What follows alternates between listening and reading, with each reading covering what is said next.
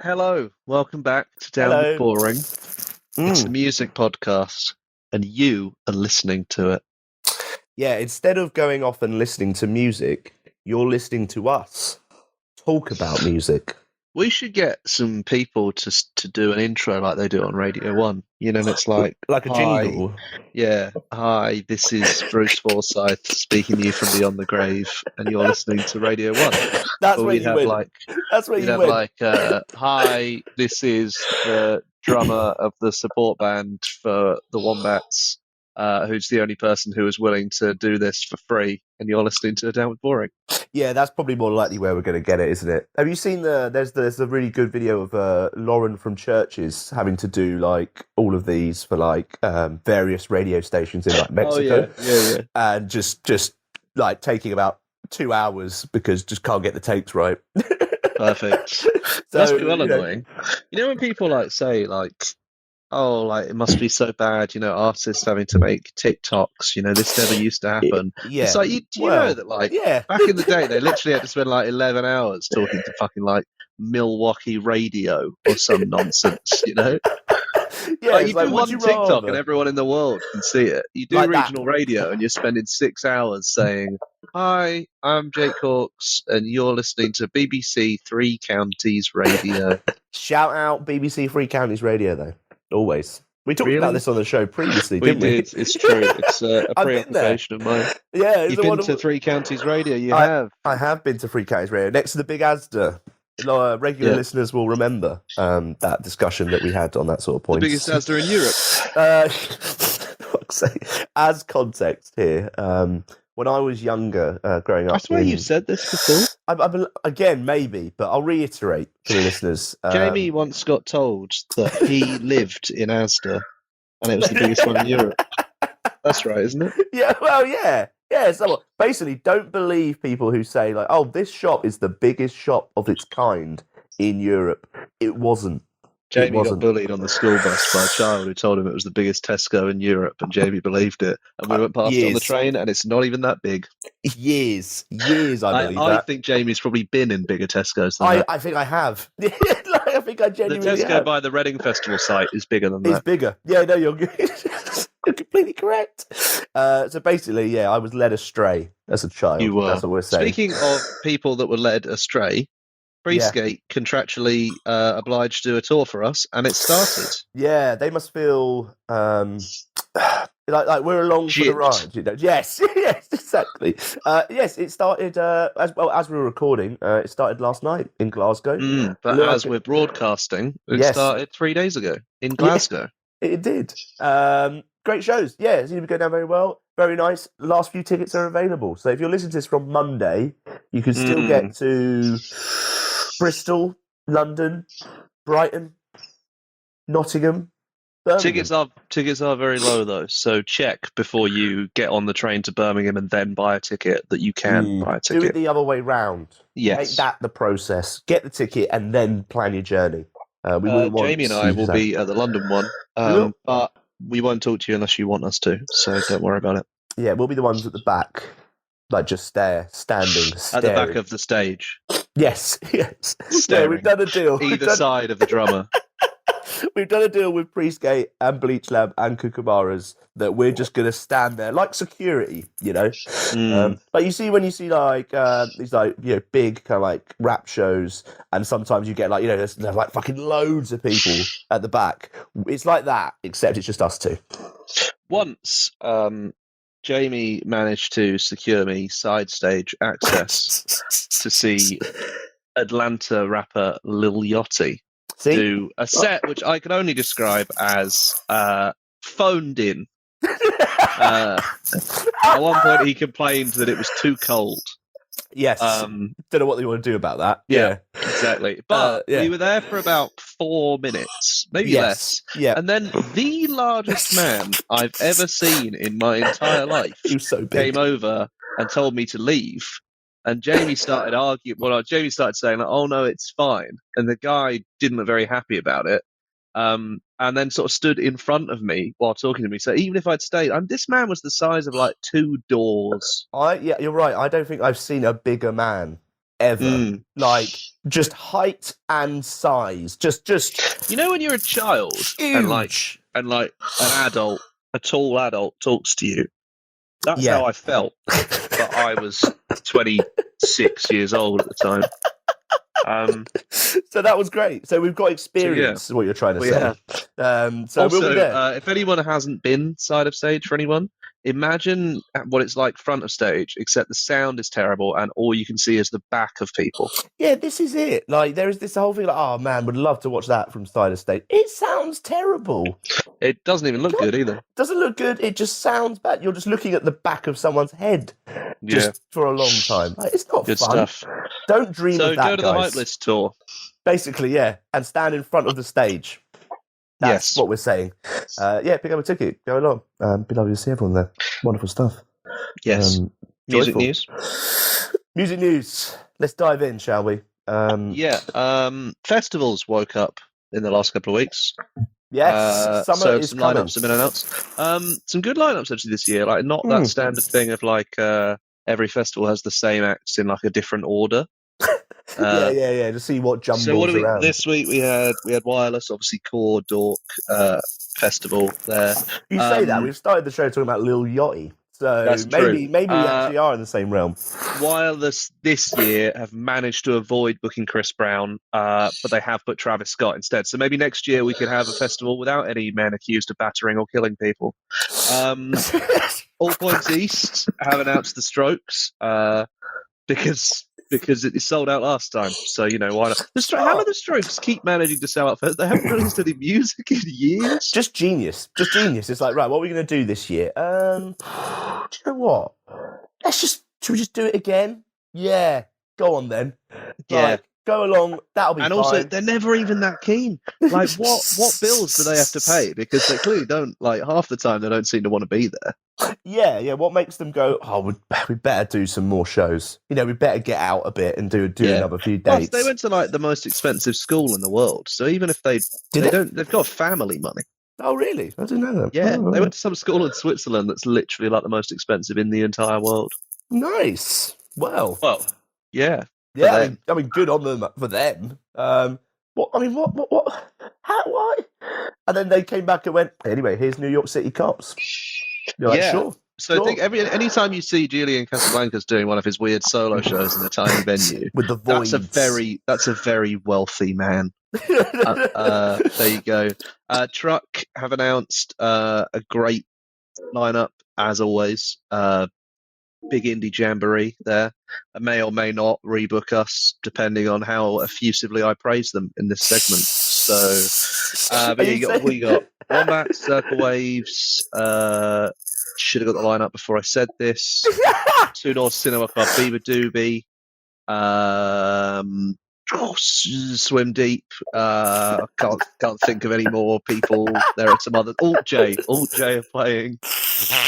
This is a man who is. I love that. This is really great. And then just looked and gone, shit. I haven't looked. Just knows. I'm just trying. I'm trying to visualize the poster. I've just looked now. Royal Blood, DMAs, Vaccines, Self Esteem, Maisie Peters, the Lathams, just to make everyone else seem good by comparison. Kate Nash. Jesus Christ, just sending. We were meant to record this Saturday morning, and it's Saturday afternoon now, and I'm not in a good mood, so this is why. This is what you're going to get. This is why it's happening. This is what you're going to get. Truck will be very good fun. We had fun last time, have also announced, and as always, great lineup. I can't go because hotels get so expensive, and it's in Manchester. Why can't everything be in London? That's what I want to know. Brilliant. That's your complaint is basically... As a person in London, why can't everything be in London? Why can't more come this way, basically? Exactly. We just don't have enough. But I don't think there's many other festivals that you could go to and see the 1975 H and the Prodigy. So a mix. Shout out Park Life. This is it. It's festival season fast approaches. Just when you think you're done with festivals, they come back. They keep dragging you back in. Bigger and bolder than ever. To your plans ahead. Have you got any other plans for your festivals this year yet, Jake? Or? Yeah, I've got a horrible year. And by that I mean a busy one. We're really excited, as you can tell. What have I got? I got Great Escape, Truck, Primavera, Glastonbury, Reading, Others. Others. There are others. It's going to be a fun old summer. And so everyone get prepared now for festivals. Like, aren't we all just in a giant cycle that leads us back to festivals? That's true. Right. This is all these in-between months are in-between months. They're not I'm also really. going to Pulp, that day festival thing. Oh, yeah. What, Finsbury Park? Yeah. Going to Arctic Monkeys as well. Going to Flow in Finland. That'll be fun. Loads of stuff. You got loads of stuff. Yeah, I will die. So Jake basically is just going to just say your goodbyes now, guys. Yeah, get them out. It's not gonna go well for him for the rest of the year. But it's exciting to see shows coming back with big lineups and the summer to come. That's true. Plus, this year I think is the first year that it feels kind of nailed on that everything will be normal. Yeah, I mean, even the year before last everything was a bit weird. Everything was in September, and then last year everyone was a bit like, okay, should be fine. Yeah. First one back. And then this year it just feels like business as usual, which is nice. Much rather that. Well, yeah, because this time Speaking of business as usual. Chaos. Yes. Yeah, it was chaos. Speaking of business as usual, Beyonce has announced a load of big shows and sold them out very quickly despite tickets costing hundreds of pounds. Business as usual. Business as usual. Yes. Big news, Beyonce back, touring all over the place. Surprise, surprise. Stadiums. Yeah. Big dates. It's her first shows, I think, in like a number of years.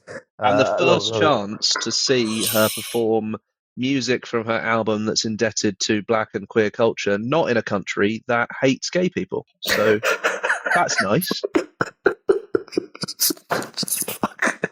I can't get over Beyonce playing guitar because she's got so much money and she didn't explain it. She just did it. Just first show, and then everyone was like, "Oh, she didn't do anything for the new album, though." Was it like a private, like a hotel launch? Was that right? Yeah, just bizarre. Just a truly bizarre thing to have occurred. Just not even after the stadium tour. Literally, just like, I'm going to do a live date. Where should I do it? Okay, can I have a list of all the countries where gay people aren't allowed to exist, and I'll do one of those. What's going on? Well. She's going to other places now, Yeah. Going across North Korea, Iran. For fuck's sake. Huge demand, of course. To be fair to her, she's doing Sunderland, so shout out. Fuck's sake, shout out all of our listeners I love it when these big American acts just book an arena tour.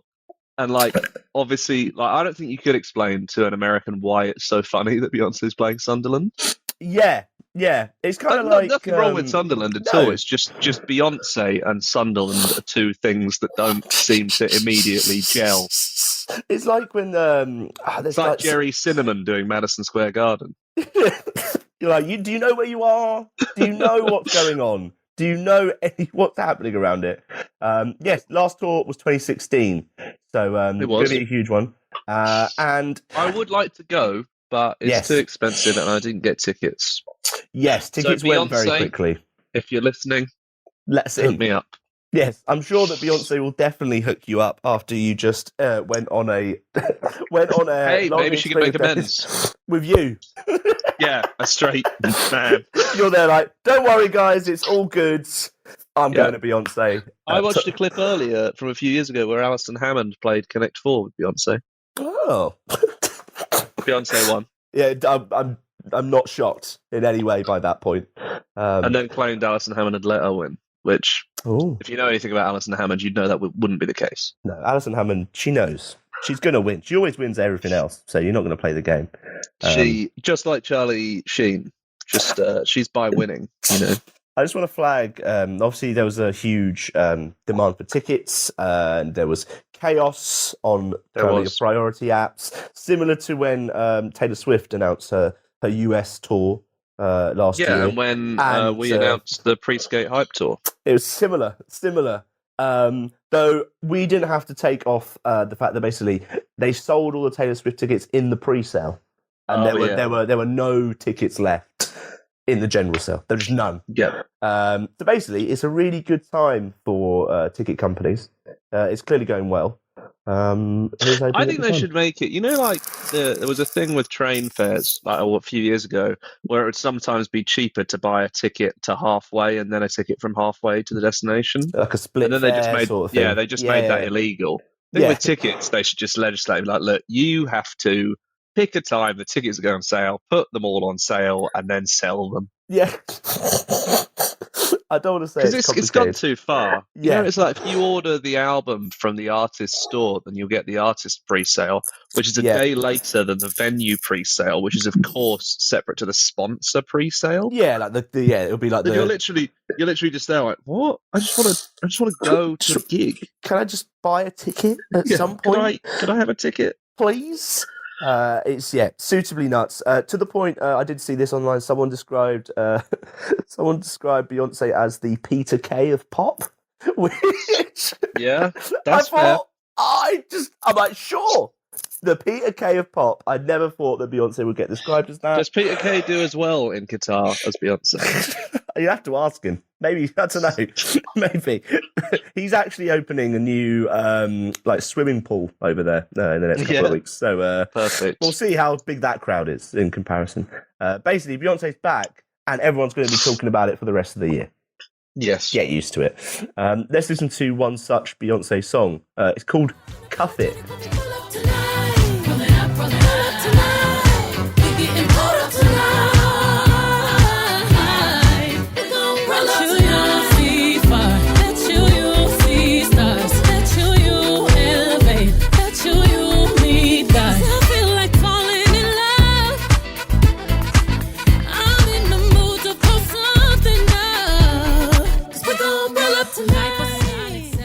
Big tune, big acts, no tickets.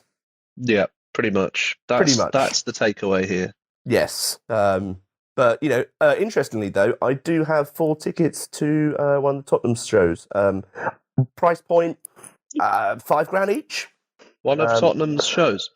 Yeah, it's at the Tottenham Hotspur Stadium, which makes it even funnier because just the phrase Tottenham Hotspur. You said it like the Tottenham team would be there, like doing like a song and dance number. Are they supporting? Maybe like a panto or something? Like a panto. Yeah, it's Dick Whittington, and then Beyonce's going to come out and do Crazy in Love.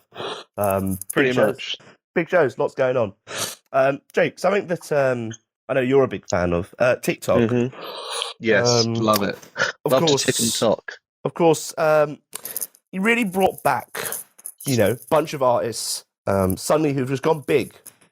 Just gone massive on TikTok. That's true. Because of a certain song landing. Let me talk to you about Skindred. The famed the reggae metal band, rockers, who have suddenly become TikTok stars because one of their songs has started a new dance trend. That's right, a dance trend. Skindred were the first live band I saw at Standing. Like what? When you went as a standing fan? Yeah, right. I saw Madness seated with my dad.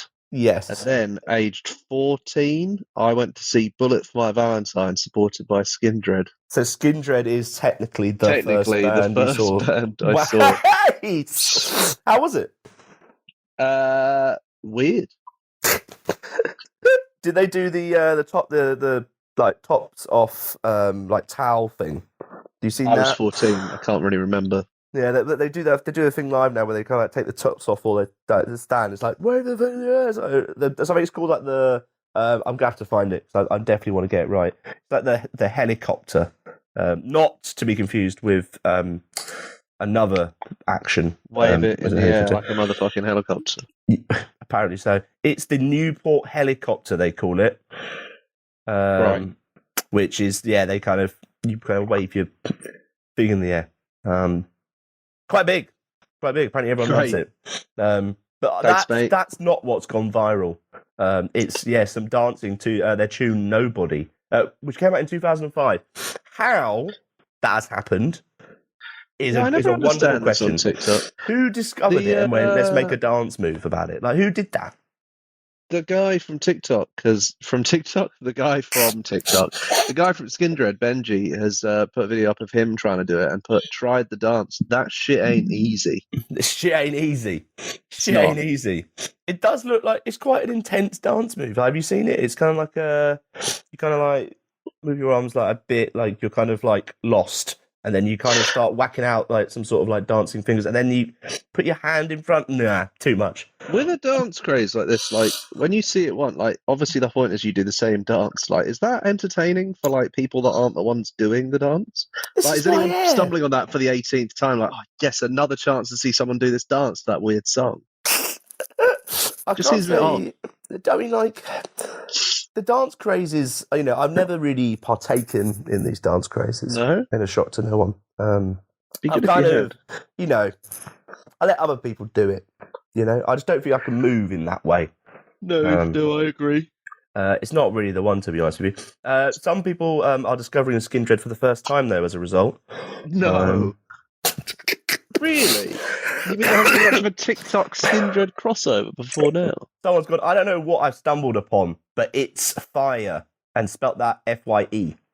So I don't even know if it's Fire Fi Festival or it's Fi. And then I think we should move on as we're rapidly aging ourselves into oblivion here. Yeah, let's have a listen to that song. Nobody. Me and Jake are going to go off and we're going to do the dance craze. We're going to try and do it anyway. And we'll come back. And then afterwards, Jamie's talking to a load of people from a gig I went to, but for some reason, Jamie spoke to them all before I got there. Enjoy. Dork's Night Out next with, Coach Party, Sad Boys Club and Deep Town. Enjoy. Them a try flex really show them the rock-a-pampa. Watch them head twist, sting like a scorpion, buzz like an e. Full of facility, go drop what toy. This is what we want here. You got to know if you think I'll stop, come and never go. One show we come to take over. MC, you better look over your shoulder. Yeah, you know we are. Here we are. We're at Dork's Night Out. It is January. It's cold. So cold. It's chilly. Just want to flag, all members of Deep Town are here. All in Mm-hmm. we've got scarves, jumpers, gloves. It is cold. Gloves on me. Gloves on. It's chilly. 3 leather coats. Gloves inside. Yeah. So basically, the heating's going really well. It's going really well. But it'll get hot in the gig. there. Deep Town, how are we doing? How are things? Nice to see you. How is it all going? Yeah, it's going well. We're excited about the show. It's our first show in London this year. Nice. Bit cold, but I'm sure we'll warm up. We can't reiterate enough. It is quite cold. It is quite cold. But it's going to be great. Yeah, it's meant to be a cold snap, but it's just dragging on. You know, at least if something is called a cold snap, it's got a little charm. It's quick, right? Blessed. Comes and goes, and you have time to maybe some masochists might miss it, but I don't know. Some masochists might miss it. Yeah, it's that vibe. You heard it here first. You heard it here Maybe first. you like it, actually. Yeah. She wants to be in winter. We don't anymore. I am waiting for March. Yeah. That's when the year properly starts. March, right? Yeah. Waiting to the end of hibernation. Yes, exactly. Yeah, we're peaking out at this point for this sort of show. How has 2023 been so far? Of course, there was Rockaway Beach that you guys played. We were obviously down there. Lovely time. How was that? Obviously, first shows of the year, right back in the first week, where possible. Yeah, how was that? It was so good. It was really wholesome. Everyone there just seemed really nice, didn't they? Had a really nice time there. Yeah. I've been to Butlins before, so that was an experience. Yeah, an it experience rained is the whole right. Weekend, but it's really lovely. Yeah. I mean, for me, it was beating the January blues and how to get in the party mode and the big fun weekend on the first weekend after Christmas. So all my rest went out the window. Loads of long nights. Yes. Partying. We spent quite a lot of time with Jay from Yard Act's mum and her friends. She's such a legend. We heard about this. This was amazing. She was dancing and wanted to party harder than anyone else. She is amazing. Also, Catherine and the rest of their gang were just so much an inspiration to us all. To be perfectly honest. Yeah. What else? We had a lot of fun dancing on the last night. Steve Lemack was doing a DJ set, and me and Wafa ended up. And my partner Maria, we came up with this game, which is dance. You got to guess what dance moves you're doing, and the theme is cheese. So dance like a cheese. Oh, okay. So Yes. you have to work in and Or move a into your dance. grater. Yeah. Yeah, or kitchen utensils. Or a knife. Bed by this point. And I'm glad I won. Yeah. You're like, sorry, what is going on? Like, get me out of here. All Everyone's kitchen becoming utensil crazy. themed, which I fully love. Yeah. How did that go? Like what sort of ways do we go? You know, sometimes you find yourself laying on the floor of laying on a dance floor, rolling at 360 degrees, and you wonder, and in that Jamie and you're participating. in Butlins Bog Regis, and you ask yourself, how did I get here? But I think Maria guessed the rolling pin straight away. Straight away. Like say that like it's rude, like everyone will have done that at some point. I feel like it's useless. Yeah. I mean, we were all participating. So, Did you do cheese straight? babe, I like everyone guessed what I was doing, meaning. And then we did shiatsu massage. I shiatsu massaged Wafa, which just means that when you do this thing. Yeah. Oh yeah, like chopping. Yes. Oh yeah, good sound effect. I just Yes. did it on the mic for the listeners at home. They- Listeners at home, It's like do you ASMR. guys want a shiatsu massage?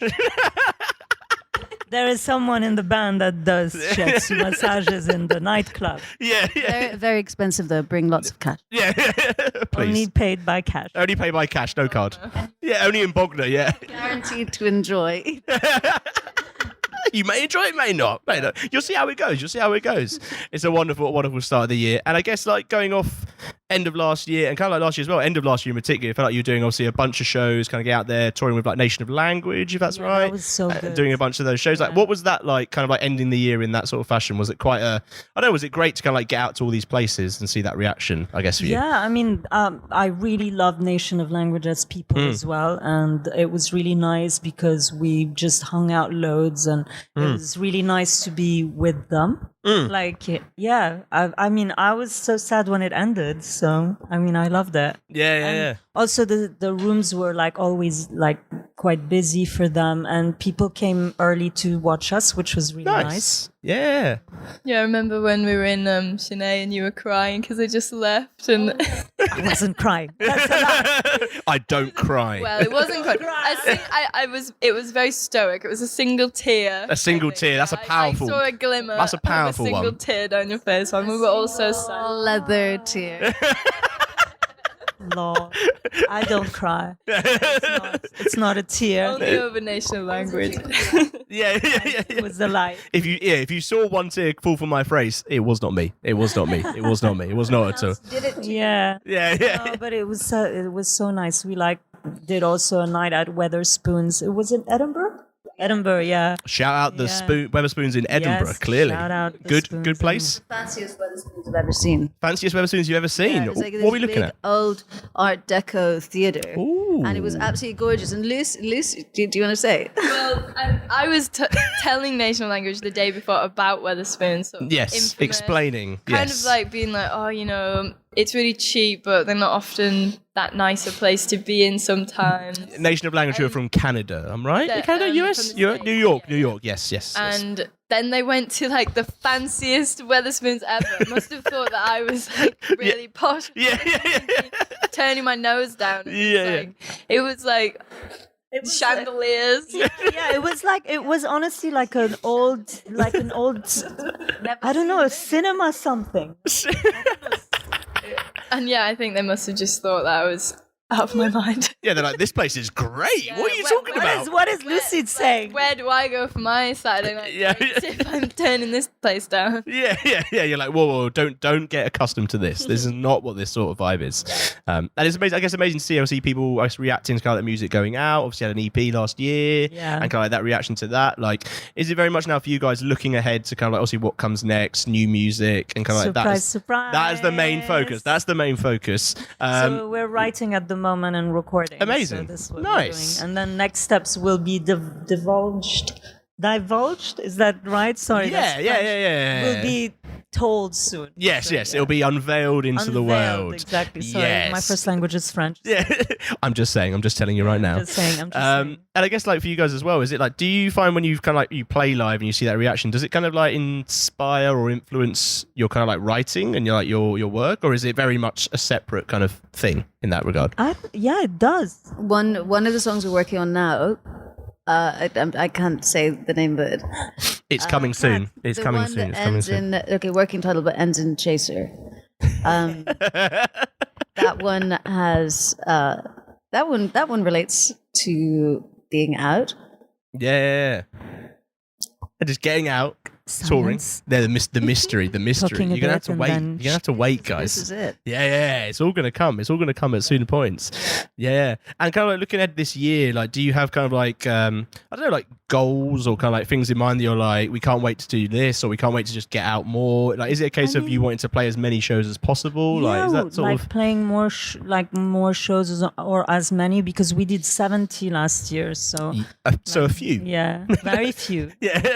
But hopefully like a few like festivals this summer again, and then Yeah. tour support. So yeah, And our mates or or new bands that we don't know. yeah. All of it. It's great. Yeah, it's fun. I love being on tour. Yeah.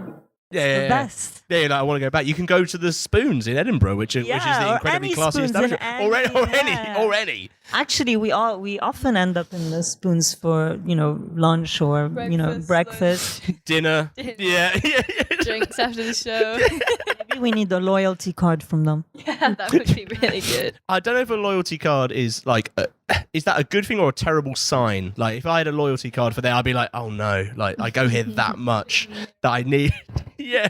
I'm there like, I need it. Behavior. I need it that much that I'm gonna need. I need like stamps for like the amount of times that Then I go you to would this know thing. how many drinks you've bought in a night as well, which is never Yeah. a good idea. That's true. Yeah, that is true. Actually. Look back in shame. Yeah. Because you look back and you're like, oh god, there's my order history. You Yeah. don't need that. Like, you're like, why did I order that? I mean, to be honest, I look back on it fondly. Yeah. Do you even look at it back? Do you even look back at it? Do you know what? Sometimes if I find myself with 5 minutes and nothing else to do, I do like to just peruse back through. My That order is a history. lie. That is a lie. That is a I like to remind myself, oh, that time I had that Tennessee. I don't believe you. Jack Daniels Tennessee Talking maple rubbish. whiskey. Oh, milk chicken burger with that. Oh, Actually, I'm hungry, so 5 pints on the side. Yeah. These heady memories. Oh. we are joking about this, but we've just been having to do self-assessment tax returns. So you've had to look back on it. No, but the thing is, if we were able to expense food and drink, it would be there. Yeah. for every. yeah. It's true. Yeah. Just turn up there. You're like, and I was there again. Yeah. Then I was there again in a different city, but there again. So when we were on tour with Recording in October, we did Yeah. most of that week was spent between Travelodges and Weatherspoons. just the way they're plotted out around the country, they're very often next to each other. Yes. Because people know, well, if you're going to be in a Travelodge, you're going to want to go there. Yeah. of course. Yeah, of course. And they are correct. Started cataloguing Travelodges as well, like in order of like different kind of eras that they seem to come from. Oh, nice. Some of them are a bit more modern than others. Some of them have a bit more to offer, maybe. Yeah, digital era ones. Yeah. Do you have a Medieval favourite? era. Do you have a favourite in that kind of catalogue there? What's our favourite Travelodge? Travelodge or Weatherspoons? Travelodge. Digital age. Yes. Travelodge. Yeah. So those eras of Travelodge. Yeah, so the ones Banging. okay. So to qualify as a digital era Travelodge, Yes. the room must have a magnetic key. So none of this Like- dangly bronze. Not having that. Flat. Yeah. Absolutely not. That's Bronze Age era. Exactly. Also in not Weatherspoons. See, I'm mixing them up now. In Travelodges where they give you those, the old school keys. Yes. They are. We've done the math. 75% more likely to have not cleaned the place in 70 years. Here we go. 70 years. This feels like The digital age ones, they need to have they sort of have like strip lighting as well. oh yeah, I know exactly what you don't mean. have to Yes, just have the overhead. Also, yes. they have plug sockets next to the beds. Yeah, ooh. Very handy. Yeah, I always find that. Yeah, Chargers, which is really handy when you're on phone. When you're on tour, your phone always runs out of battery. Everyone of has it. course. Yes. So Celeste is always saying, like before we go on tour, have you brought your packs, your battery packs? It's because smart. this one's always going to. It's true. It's true. She's yeah. It's true. I do our tour managing, so I actually need my phone. Yes. As in Yeah, to get yeah. us to the She's next being I need to get you to the next place. I'm the responsible here. The travel lodge that doesn't have the plug next to the bed has been there since way before mobile phones were invented. Like amazing. You're actually bang on. Yeah. Potentially not big. That always annoys me. Always annoys me if you're in a hotel and it's like, oh, I need to charge my phone and it's on the other side of the room. You're like, come we on, need like lads. 5 meter long cables. Yeah. Bring extension leads next time. Yeah. That's a thought, you know? Yep. Just a little tip for you. Just little things like that. extension leads. Yeah, that's a really good shout. And that right and with that glorious mindset looking ahead to extension leads on tour, being practical, yeah. guys. Obviously, show tonight. Obviously, when people listen to this, it will have happened. So that was really great. What an amazing show. Amazing stuff. We did well, I guess. Yeah. That's the review you'll go for. You're like, if I say we did well, I guess that's you'll be good fun. You'll be a wonderful time. Obviously, have a great show, guys. Cheers for playing, of course. Thank you so much, Jamie. Which song would you like us to play? I think it's got to be Diamond Horsetail, which was our last single. It's got to be the one. That's a collective. Okay, It's cool. Diamond Horsetail. Yes, Deep Sand, thank you very much. Thank you. Thanks.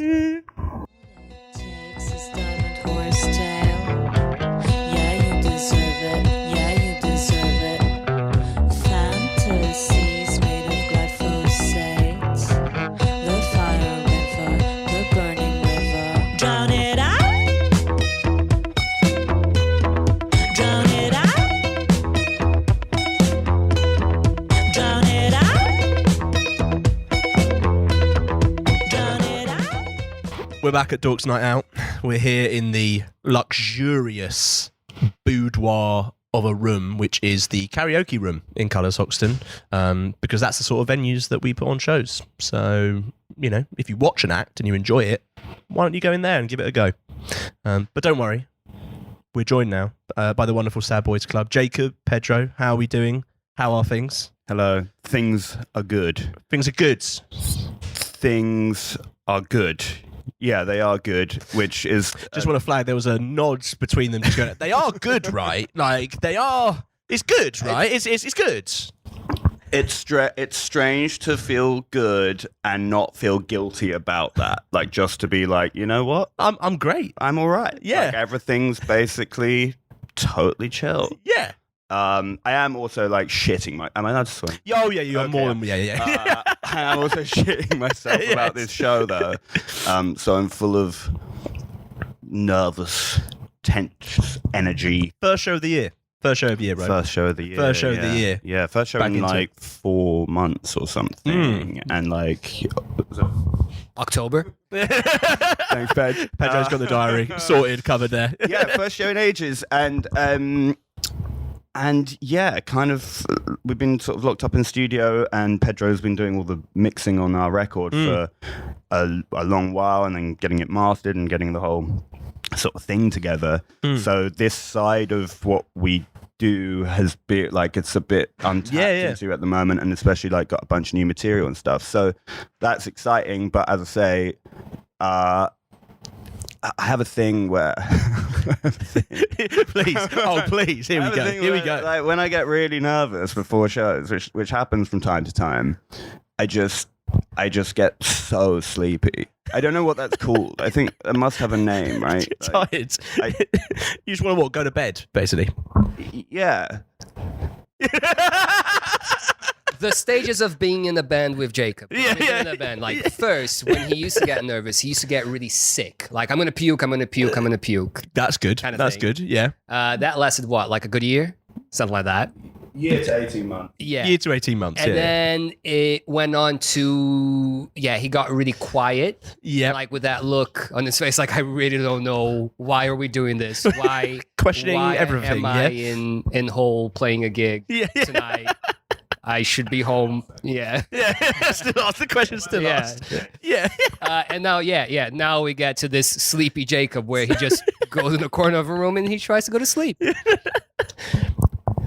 Preserving rock and roll, energy. baby. It's rock and roll. Preserving energy. So a lot to come from the show tonight then. Oh, if he, baby. You better believe it, If he doesn't man. fall asleep, it's not a good show. That's actually basically valid. Yeah. If I've not had a nap right before going on stage, you're only going to get 50% of what this guy can do, baby. Well, there's some very lovely cushions and lovely sofas around here, so if you do feel free to have like a quick nap. I fully planned to, Jamie. Yeah. I've already, trust me, I've as soon as I walked in here, I was like, all right, the scouting is complete. Yeah. I'm not sure the people doing karaoke will enjoy you just having a little snooze there, but fine. This is something that we have also a problem on tour is like I have to listen to very loud sounds to go to sleep, which the rest of them do not like doing.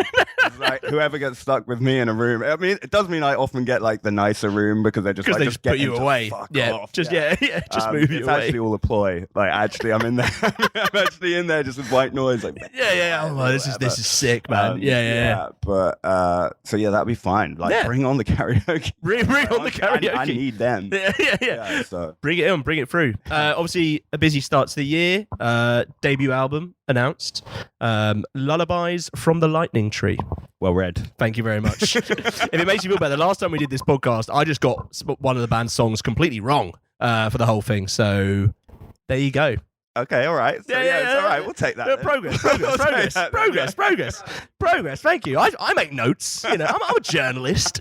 How does it feel? I guess kind of like having that announced, having that out there, that debut album. Like, does it feel? Do you feel like you're starting this new kind of like chapter, or does it kind of like still feels like quite like I don't want to say like a haze, but like you're like, right, we're just going through what we're doing here? That's a good question, Jamie.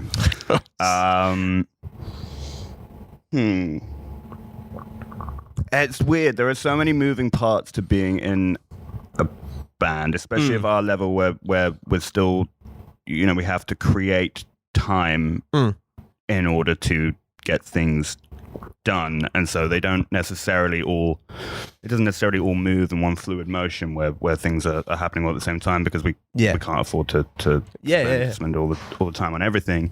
So there are bits that feel like it's fresh and new and exciting and a new chapter, and there are bits that feel like this one long continuation of some narrative.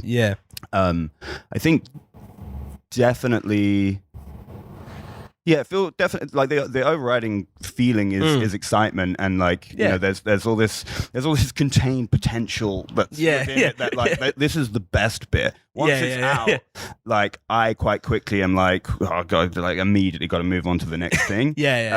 But like right now where it's just out there, and we've had like a really slightly taken aback by how much goodwill and support we were shown on the announcement and everything, and that was nice to know that we've kind of managed over the last few years with these EPs like start the development of a small community around what it is that we're doing, and so that feels really exciting, but there is also from a kind of artistic perspective the finality of kind of saying okay, this is what it is, and you're never going to get to do another debut record as Boys Club. I guess it's like this, like you say with the EPs, it's like right, we're on to the next one and the next one, and then the debut album is like the statement, if you will. Like, and was that, not to put any pressure on, do you feel that? Definitely. And because like you just have way more room to think about it kind of conceptually. The EPs all happen so quickly, and it was just like, oh, what's coming out of us at the moment, like in that moment, and how does it work? And then you kind of retrospectively work out what the themes were that were there. But then when we knew we were going to go and do an album and we signed our deal and everything, it was way more like Pedro and I spent quite a lot of time talking about the kind of record that we wanted to make and how we wanted to do that. And there were some things that we had set out to do and I think achieved with it. And then there were some things that we were slightly surprised by and kind of only realized at the end, oh, that's actually been going on the whole time. Or whatever. So it does feel like a statement by virtue of just being the first record. I think we learned a lot from it. So yeah, like I say, there's this weird like sense of potential to the whole thing where it's like, it's not, even though the music is finished, the life of the thing is yet to kind of come into full existence in some way. Yeah. And that's fucking awesome. That's that's really exciting, and I hope that it finds some flight in that respect, and that people find ways to listen to it that open our eyes to what it is that we were doing, because there's all sorts of stuff going on in there that we definitely haven't even really recognized ourselves. Yeah. I was about to say, did you go into the record kind of being like, you know, have a clear idea of kind of like what you wanted to go and make or what you wanted to do? Because obviously over the past kind of like, I don't know, like a few EPs and tracks and stuff, like, you know, that sound has changed in many ways and evolved and kind of moved around. Like, do you have that idea of like, this is the sort of album we wanted to make? Or like, was that something that came together, you know, quite quickly, or was that quite a tough process? It never is one thing. I think, you know, it's kind of hard to pinpoint in that way, but I think it would have been naive of us to start an album without having written any songs or, you know, having a couple of demos being, this is what we want to say. Yeah, an idea. Because I think the whole thing about writing this record, which was an eye-opener for me, is that it's actually an ongoing conversation. And a huge element of allowing yourself to be creative is by, you know, being open to just, you know, you only really find out about yourself if you just have an open kind of field where you're able to talk. And kind of throw things on the wall, and then you kind of find out, oh, okay, this is what I am, I guess. And a lot of the time it's like, oh shit, this is who I am. You know. But at the same time, the collaboration means that there's your friend over there that's like, hey man, it's okay, because I'm kind of also like that, and let's make something good out of this. You know? That sounds pessimistic. I don't know. Anyway, in a good way. Yeah. I think like we're all kind of similar ages, even though like the band, it's not like a kind of classic story of a band that like met at school or whatever. We're all over the place, but it means that like the things that bind our friendship together and that happen to overlap kind of became themes without us having to think about it too much, which are principally like the ideas of what it means to be like a good person, and how best to approach growing into someone that you like. And these all kind of stem out of conversations that the four of us all have together when we're together. Like, it's something we think about all the time, not in any kind of political sense, like very much more in a like, which I think is quite prominent at the moment in music at the moment. Our record is not socio-political in any kind of way whatsoever, really. Not in my opinion. Like this is about like friendship and us as four individuals and our own line of growth and our own trying to work out just what the fuck is going on. And I think ultimately that's kind of what as Pedro has kind of articulated already, so I'm probably just repeating what he said, but broadly speaking, it's about being like, okay, so like we're not like the best guys, but like, we're good people and trying to do better things, and we all have curiosities and interests in how to develop into more well-rounded people that can bring more good into the world, and the record is fundamentally about those conversations that we have. We're a barrel of laughs. These guys down the pub. Hey, come round. We've got a conversation. We party, baby. We party. And, it happened. So recording the album as well, like kind of getting that together as well, was that process that you enjoyed in terms of like kind of like being Very much depends who you ask. Very much depends who you ask. It's a process. Well, I feel like Pedro enjoyed the bits where I wasn't there so much, and I also enjoyed the bits where I was not there so much. Like, I just don't have the patience or the understanding of what the fuck is going on. I'm just like, yeah, man, those drums sound like drums, bro. I like Rick Rubin has arrived in the room, ladies and gentlemen. The producer extraordinaire has come in frame. Yeah, I don't know. I just like we played this guitar line 100 times. It's like that's what it sounds like. You're just not good at guitar, man. Like, that's just how it is. But no, it was fun. I think Pedro put in just a ridiculous amount of work into this record. Like, basically produced, engineered, mixed the whole thing, which is just like an insane amount of work. An insane amount of work. I don't know. He will never really. Jacob was sleeping. Yeah, I was doing a lot of napping. Yeah, there it is. There it is. Yeah, should we have a little smoke break? Pedro's nodded. Yeah, that kind of thing. Or like, should we not just like vibe and listen to something else for a bit? That's sort of like, I just bring the vibe. In fairness, no, I mean, we've been in the band long enough that we kind of know how to get the best out of each other. Yeah. And I think that I can be guilty of perfection when that simply doesn't exist. I don't have that problem. Yeah, Jacob, as he says, he doesn't have the problem. But Jacob has this baby-like thing where he needs to be constantly excited. So you're in a good place. Yeah, when he's excited. Moving around. Yeah. Just pacing around the room. It's like, okay, we're in a good place. Yeah. If I look back and Jacob's just looking down or whatever, then it's like, okay, there may be something wrong here. Yeah. And then there's also that kind of understanding of Jacob leaving the room. There's never really an argument between Jacob and I. We kind of know. He knows when to leave the room because we're about to hit a snare for 4 hours. Yeah. I guess that comes from like connection, like you say, the four of you kind of obviously all together as well. And I mean, the process of recording the first record, I mean, we did really try to tone down that kind of element of playing live and kind of embracing these kind of mistakes. And as much as Jacob likes to think that we played the same guitar part, we didn't. We actually didn't. To Jacob, you're like, I think it was. Anyway, but it all came together. Exactly. And I think honestly, like it's very nice of Jacob to say I worked a lot on it, but it was really fun and it kind of felt natural. And I want to do it again. Yeah.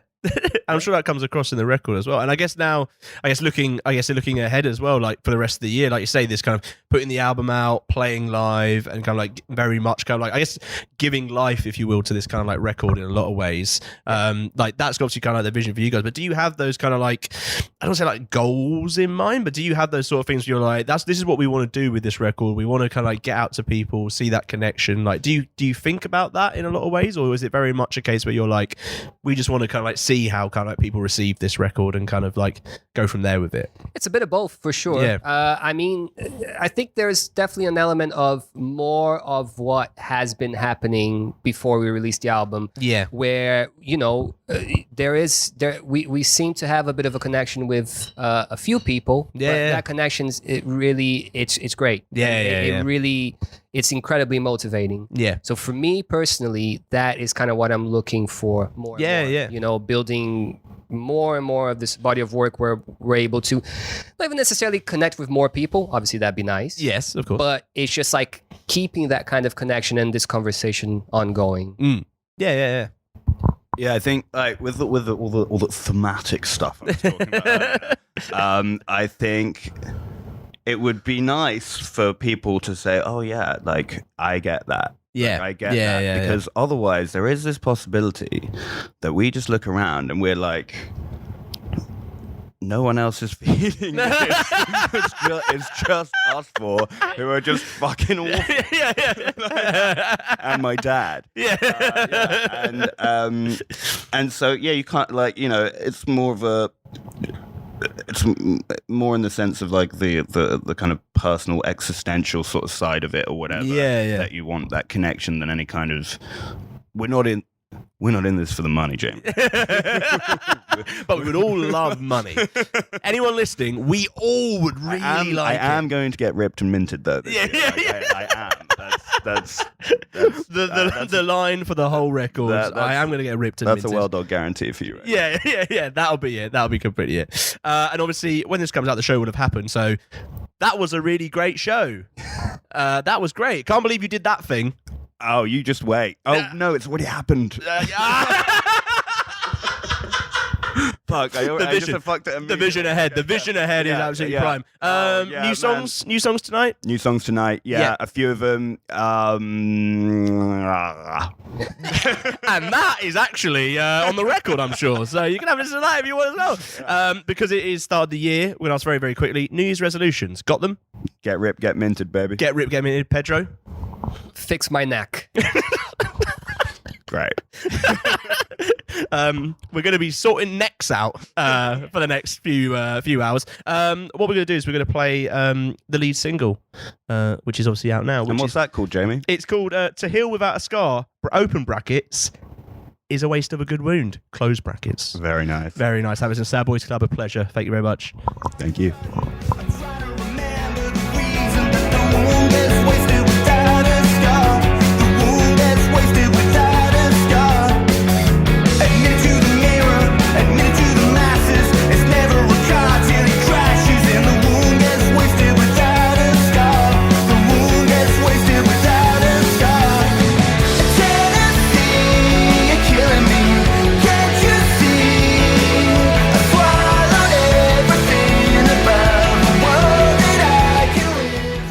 We're here. It's Dork's Night Out. It's the first one of 2023. We're at Colours in what could only be described as a pimp room, I think is probably the correct phrase that's been used here. But don't worry, we're joined by Jess and Guy from Coach Party. Guys, how are we doing? How are things? Hello. Yeah, we're great. We're good. Especially in this room. Especially in this room, it feels... The mood in this room is quite something, and I feel like that's going to change through the nights. Obviously, we're still early doors here. We're all getting prepared. We're all happening. How are things in general for you guys at the moment? Is this first show of the year, if that's right? How does it feel, I guess, kind of, I don't know, being back this year and kind of, I guess, looking ahead to what's to come, really, because it feels like you've got already a stacked year lined up. Yeah, it looks really good. It's going to be a very different year to last year. I feel like last year we just took on anything and everything that came to us, and it was like the right thing to do. Great time doing it. But I don't think you do that 2 years in a row. If you do, like you're it's impressive. But this year is like way more organized in a way. We can already see like what's going to happen over the next 12 months. And nice. So like we know what to expect to an extent. Yeah. Like stuff will happen. Yeah, something will change. Yeah, it's looking great. We're really excited. Yeah, that's it. You know, you don't have to do everything, basically. You're planned out. How does it feel having a diary kind of laid out for you? You're like, we've got all this coming up. It feels nice and chaotic at the same time. But again, from what Guy said, nothing can be as chaotic as last year. The diary was there, but it was just like constantly out of date because new things just got added to it. Yeah, it wasn't so much a diary as it was like, what's those people who like predict the future? Mystic Megs. Yeah, it's like a book of mystic like predictions. Psychics. And some of them came true. Yeah. Some of them were just like metaphorical, and then you go, oh, that meant that. Yeah. You were like, okay, yeah, we're doing this over the next month, and then suddenly, oh wait. No, there's this going on. There's that. There's this. You have to ask, of course, you had the wet leg tour towards the end of last year. How was that?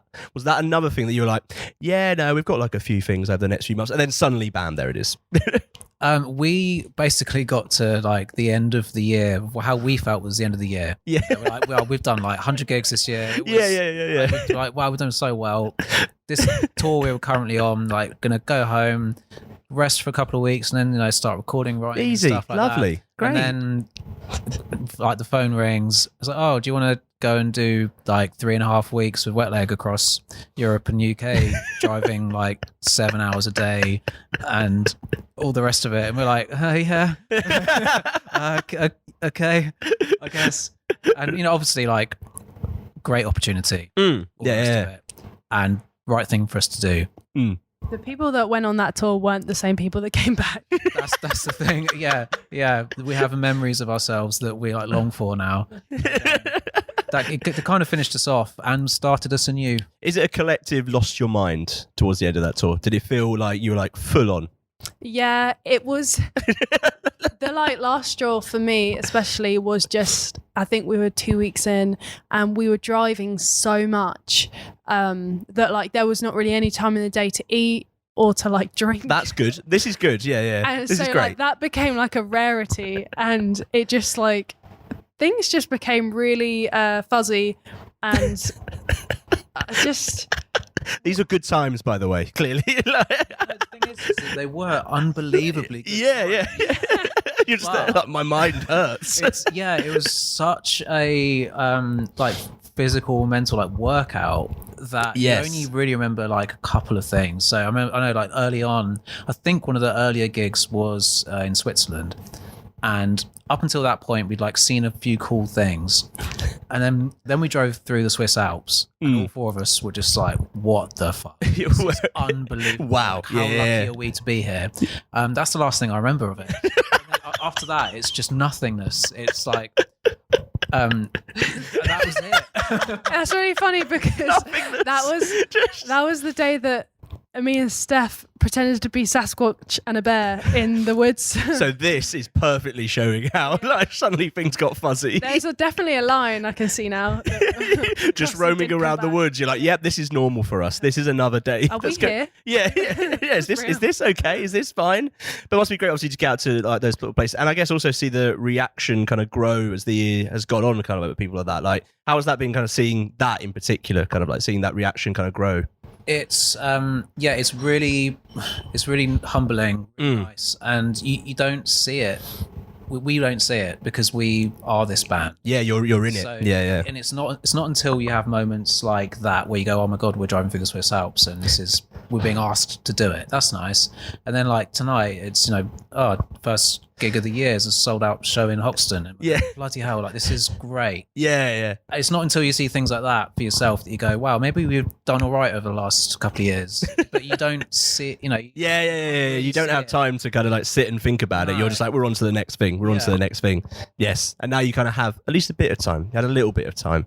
Is it nice, obviously, being back and obviously this year as well in terms of what's coming up? You've also got stuff like South by Southwest and kind of like, is it very much a case for you guys as well as kind of like recording, putting out new music? Kind of, it feels like you guys have been, like you say, solidly on the road for such a long period of time. Is that like a new, I guess, the focus for you guys over the next year? The focus is new music and recording new music. Whether we'll be allowed that time is something else. We are making new music and recording new music right now, but there is, like always, constant things that are like, okay, so let's just shorten the time a little bit so we can go and do this, or why don't we do this? And then it's just all fun and games. It's all fun and games. Yeah. It's all fun and games. This is what it's all about. This is what you dreamed of. It's like, oh yeah, we're losing another couple of days here, but we're going to go do this. We're going to go to Switzerland. Going to go roam around the woods. It's going to be great. It's going to be a wonderful time. Amazing.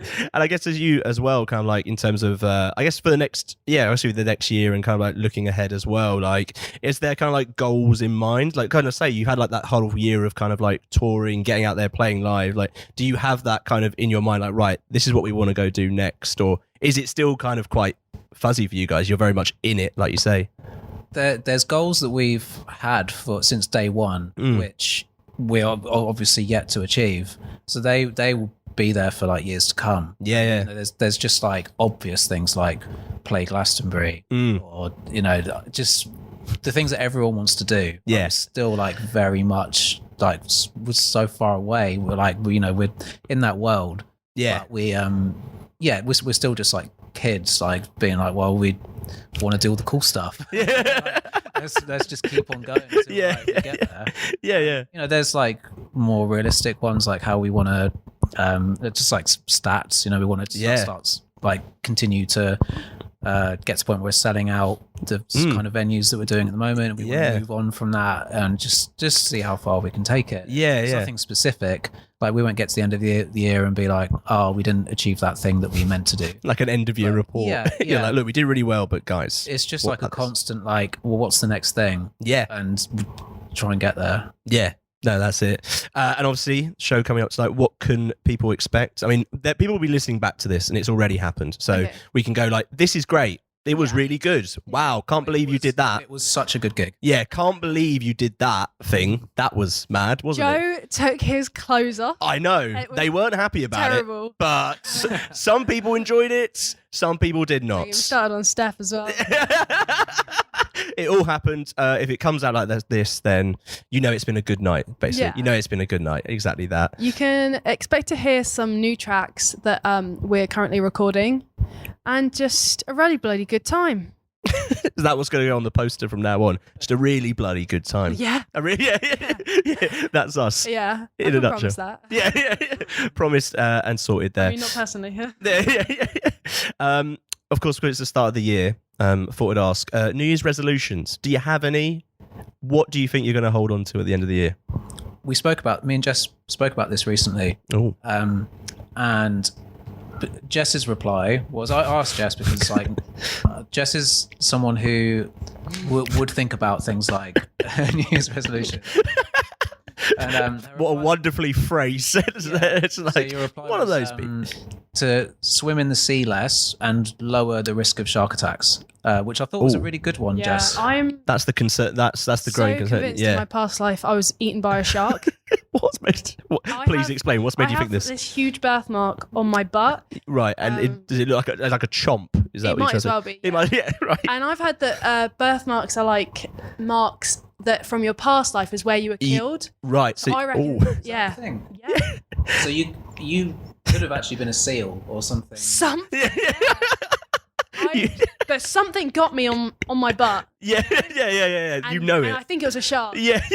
So now you're like, if I go in the sea just a little bit, it might happen. I just don't want to do it. Yeah. Like my family love to holiday in like Mexico and stuff as well. Yeah. And, like all the places where sharks are. Yeah, like we went to Barbados and I did some snorkeling and I saw a shark and I was like, I know it. I was like, this is the end.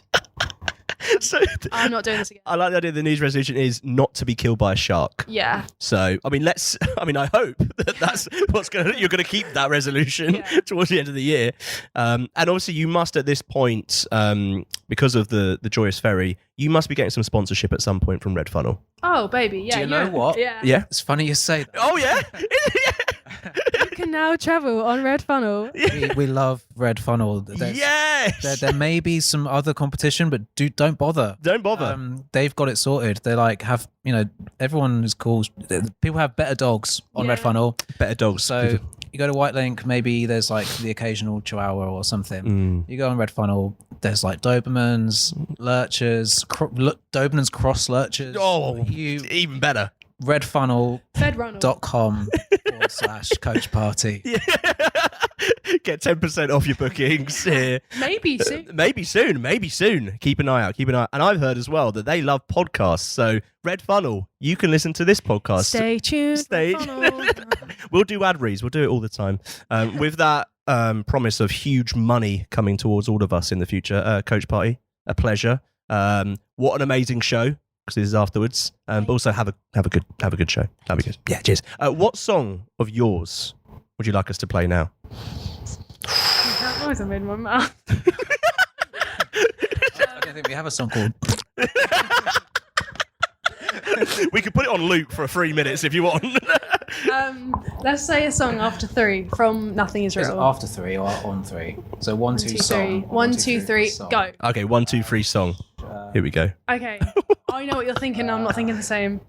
Okay. I haven't thought about it yet, but go. 1, 2, 3. Nothing is real. Won't. Nothing is real. Yeah, but I'm doing it for the deep cutters. Okay. Play Can't Talk Won't. Yeah, there we go. Yeah, cheers. And I can't quite talk, but I still find the words to say. I'm ashamed, and I'm not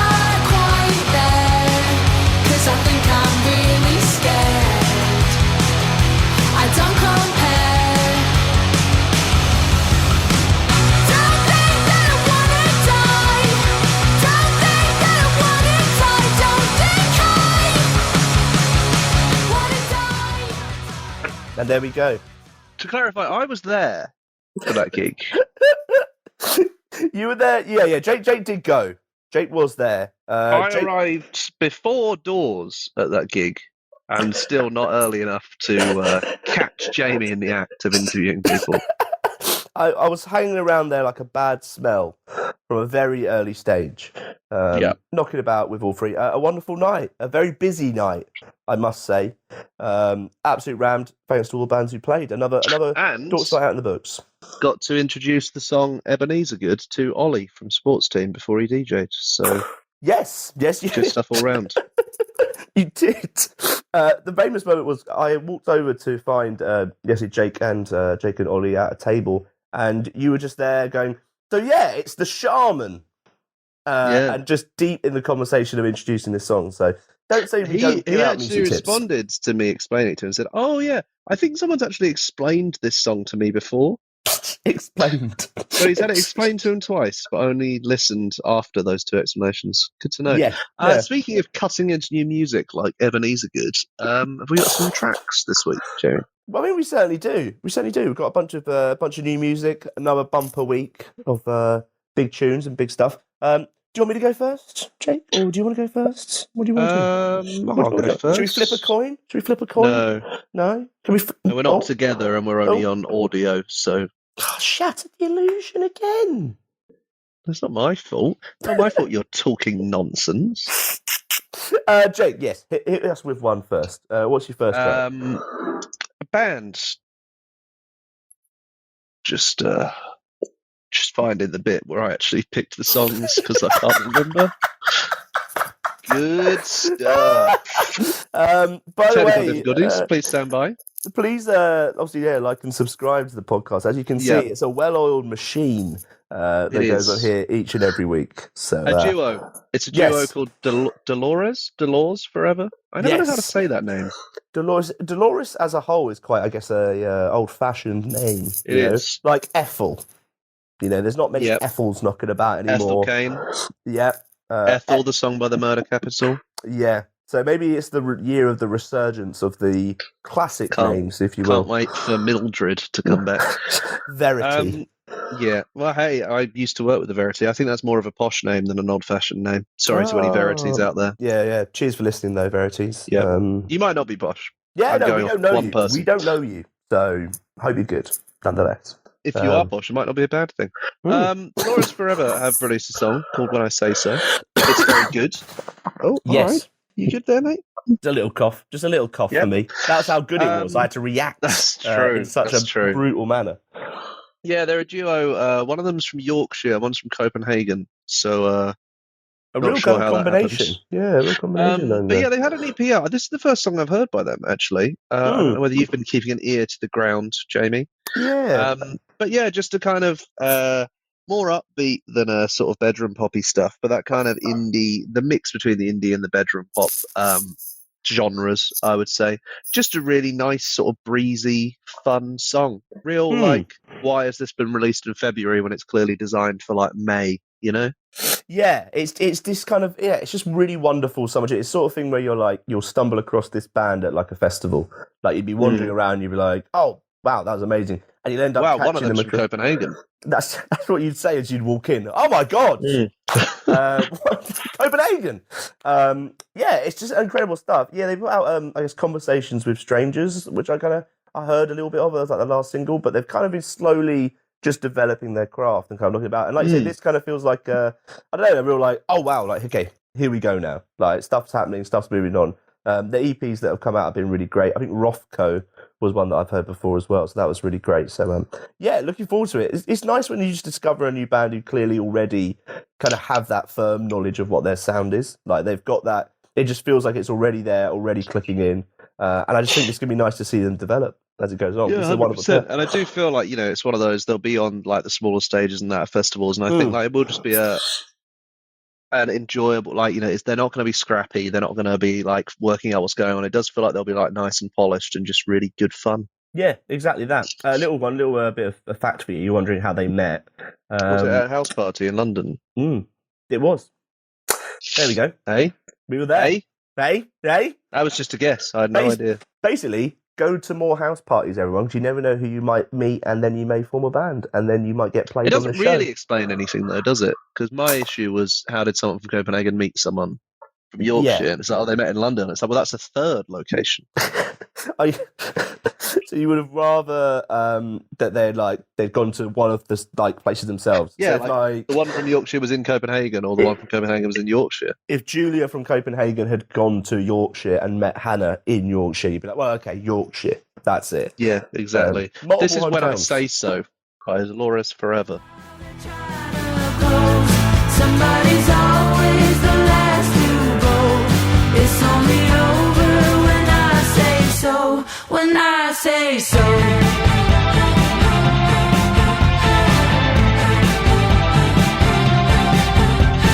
Finding my feet, not seen them in a while. Picking up speed, yeah, I run a minute mile. Heading to deep, nothing to reconcile. I'm not ready. Very nice. Shout out house parties. Yeah? The real winner. Why not? Yeah. I've got some more new music for you, Jake. Brace yourselves. Newcomers we have definitely never played on the show before, have definitely never been on the show before. Inhaler. Yeah. We still are yet to get the Wombles on. I think they're dead. Are they? No, they were still wombling free on Wimbledon Common. Come on, mate. They'd be ancient. Uncle Bulgaria was ancient back in 70s or whenever it was. Yeah, but I see him much like David Attenborough. Like, he's always been old. Yeah, he's always been old, though, you know? David Attenborough. One day he'll be dead. Jesus Christ. Fucking welcome to February, everyone. Inhaler are back. It's still winter. We're still sad. Inhaler are back. Yes, with a new track called If You're Gonna Break My Heart, which is the next song that's come from... Don't. If You're Gonna Break My Heart, don't. Please no. That'd be great. Just let me know. It's the next track from their second album, Cuts and Bruises, which is already shaping up really, really nicely. Like, we've obviously heard These Are the Days, Love Will Get You There, and those have been kind of like, These Are the Days felt like quite a kind of classic Inhaler song, like very similar to stuff that we maybe would have heard on the debut album, you know, stuff like My Honest Face and It Won't Always Be Like This. Love Will Get You There, little bit more of a switch up, bit more kind of this kind of like jangly kind of feel, which is really, really nice. And this is, again, another step in kind of a new direction. It's this kind of like, I don't know, it's just like this really stunning ballad in a lot of ways. It's kind of just nice to see that as a band, they continue to evolve nicely. They kind of already pointed at this, you know, with tunes like, I guess, like, you know, Plastic House, which was kind of like just a really interesting track that they dropped on that first album. So they've clearly done before this atmospheric feel. It's nice they're properly stepping into it. It's very like, you know, when you listen to a song and you're like, it feels so simple, but that's very kind of immediate, isn't it? Yeah, but that's kind of the beauty of it. It's like, you feel like, you know, it does, you almost can feel it being like sung in the corner of a pub. Like someone has kind of just written this all in one go. It's this natural stream of consciousness. By in the corner of the pub, do you mean by a band or like just some old bloke? Just knocking about, yeah. Well, yeah, just knocking about some old bloke. Yeah, he's just sat some there. guy singing away. Yeah. You're like, all right, mate. Yes, because of course we're all naturally drawn to that person who's on their own in the corner of the pub playing songs. Well, you always seem to meet people. So I do. Yeah, I don't know if me as the example is a good thing for people to follow. It's not. Don't go up to strangers. Don't go up to strangers, basically. Yeah, it's amazing. It's a real, like, really heartbreaking song. Lovely stuff. And just another great step for Inhaler, because it just feels like they're kind of really stepping into their own as a band of a certain level now. Like, I don't know, I always thought this when, like, you know, I've said it before, there's some bands who almost need to put out that second album to reach that kind of full potential. And they're like, oh wow, this is the band they've always been destined to be. Inhaler have already got an amazing start and obviously incredible shows. And yeah, this is another wonderful addition. Looking forward to the album to come out. So 17th of February, that. Not long. Not long at all. So let's light a candle. What? Get out the tissues. Excuse me? And turn down the lights. I don't know what evening you've got planned, but I'm not into it. This is If You're Gonna Break My Heart by Inhaler. You gave me murder. I got you 10-ton monkey jumping up on my back. We got caught in the ride of being young and alive. There's no other way around, up or down. But some nights, yeah, that's alright. As I started saying that, I did get a bit lost, and I nearly ended up just going to the default, which is towards the Muppets. Like, it's time to play the music, it's time to light the lights. Right. Didn't go that far. So don't you No, worry. I'd say you went worse, to be honest. Probably. An amazing, track. Yeah. Let's move on, Jamie. Move on from whatever happened there. Swim school. Yes. Not the concept. Not the thing I had to do embarrassingly late because I didn't learn to swim until I was about 8 and everyone else there was 4 or 5. Pause. Pause. what? Pause. What?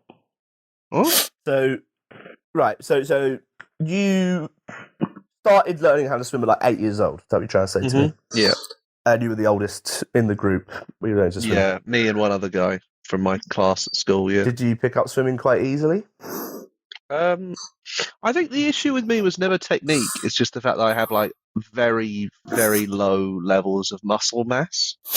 Right. So you just like you So have I to can work swim. harder. You have to work I harder. can swim, but I tire easily, which Right. is true in almost all aspects of life. You tire easily. If you're looking for muscle mass, don't go to Jake Hawks. No, You've heard don't. it here first. But anyway, Swim School, the band, have released a song called Delirious. It's really good. First time I listened to it, I was like, oh, yeah, this is a banger. Second time I listened to it, I thought, oh, what's this about? Looked it up. It's about misogyny within the music industry. So amazing. Get you a band that can do both, I guess. Yeah.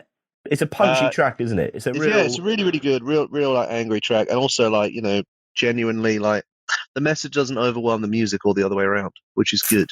Yeah. You know? Yeah. I also really enjoy I did a little chat with Dork about it recently. And they're talking about like how you handle misogyny and like how when you turn up to a venue, you never know whether like people are going to be arseholes to you or like not or like belittle you because you're a woman. And it just says now, if that does happen, I just turn to the boys and say that Delirious is going to go off tonight. So, this sound engineer is a misogynist. I'm now really angry. So that song in the set's going to sound great. It's going to bang. That's cool. Yeah, the therapy on stage. Also, I do enjoy the vibe of like halfway through the set playing that and just oh, this one is for the sound engineer who was an arsehole. Yeah, just strong. This guy over there. This guy. Just see the guy over there? That one. Yeah. That one. Twat. Yeah. It's great to hear, like, again, this kind of flip of, I don't know, Swim School just with each release is getting more and more exciting to me. Like, you know, we played Kill You before on the show. And that's more of a, like a shoegazy, fuzzy kind of like pop song, really, like in a lot of ways. Like, it's quite a flip, really. Like, if you listen to that song and then this song, you know, I could see why some people would be like, oh, is that the same band? Like, it's a really nice kind of like fact that they've spread out in this kind of manner. And it feels like, again, like we talked about with, you know, like with Inhaler and kind of with Dolores Forever, it's them kind of stepping into like knowing their sound really well. Punch as well. I didn't know much about them before they played our stage at the Great Escape last year. Yeah. They opened the stage and just absolutely blew me away. And that was not knowing any of their stuff before. They're a really, really good live band. And then, like just listening to them on record as well, like equally polished, which is always such a nice surprise, I think, with a new band. Because bands either tend to come at it from a live angle and then get better later on the recorded side or the other way around. Yeah. So, exactly. I just think it's like, you know, again, like just can do both really, really well, are just all round great. So, really excited for new EP. You know, this song's great. Hope they do well. Yeah, so it all points to them being pretty great. You can just see that people will be drawn to them as well. Like, it feels like you can see them becoming that sort of band that can just, you know, will have like those fans flocking and playing those bigger rooms. Like, it just feels naturally there's that ambition there, which is really, really nice to see. So, great stuff. So this is Swim School with Delirious.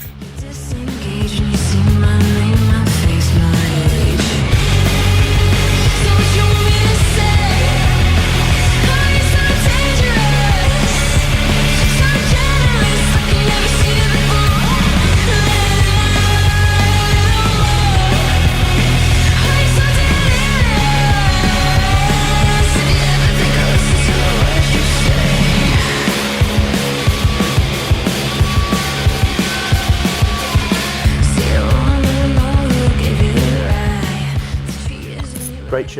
Great tune. Have you ever been delirious? Like when people say, like, "Oh, you're delirious," like what? Like I always feel like you don't realise you're delirious, do you? When you're delirious, No, well, that's part of being delirious. You're just like, what's Well, going on? you get the flu or something, and then it all goes a bit wrong. It all goes a bit ropey. Yeah. So there you go. That delirious is great. I prefer that swim school track delirious than being delirious. I would agree. I would 100% agree. Wonderful. I wholeheartedly agree. I've got one more song for you, Jake. Yeah. Let's flip it up. I'd love that. Let's talk about big pop banger from Zara Larsson. The one and only friend of the magazine. Friend of the magazine. Can't Tame Her is the track. It is a fucking tune. It's just massive. It's just a massive pop hit. Like, Zara has kind of just become like this, like, ever since Lush Life came out, right? That was like huge tune, took over the world, was everywhere. That debut album, amazing. Then when she put out Poster Girl in 2021, which she talked about on the show, of course, you can go back and listen. So go have a listen. It just feels like she is making pop music that no one else is getting close to. Like, yeah, but she hates bowling. Of course. Wish I remember that before picking the tracks. Yeah, well, that's why persona non grata as far as I'm concerned. I probably would have. Especially when we DJ'd in a bowling alley recently. That's why Zara Larsson didn't come. Oh, what, to Rockaway Beach? Because we were there. It's like, oh, where are you DJing? And we went, oh, we're in Hot Shots, the bowling alley. And she went, I can't come now. It's not for me, lads. Not for me. Right, let us know when the next one is. Well, tunes like this, let's just say that she's bowling over the competition. Yeah, sure, that kind of works. Better than normal. It's a huge tune. Just this really like slick and well-made pop music. Like, just like real, like managing to like make, again, kind of it sound very easy and very immediate and like stuck in your head. It absolutely goes off, and a big fan of just everything that Zara Larsson has been doing. Like, I just think she maybe deserves more credit than she gets for how big of a song now that you're fighting our corner, that will happen. Yes, I'm sure, desperately awaiting with downward boring behind you. There's nothing you can't do, Zara. Exactly. We don't have a history of two acts, definitely, who have disbanded since they've appeared on the show. That wasn't because of us. That wasn't because of us. Just want to flag. Rest in peace, Police Car Collective. And Lazarus Kane. We saw Lazarus Kane the other week, didn't we? At the David Burns night. We did. Which we went to. Honestly, great time. Great time. Absolutely great time. We'll talk about that after we play this big pop song. You don't want to take away from it. It's a huge tune. This is Can't Tame Her by Zara Larsson. No, you can't tell her, she runs her own world. So if she wanna party all night, no, you can't tame her, no. And you can't tie her down when the night comes around. Said you gotta party all night, and you can't change her, can't tame her, can't tame her.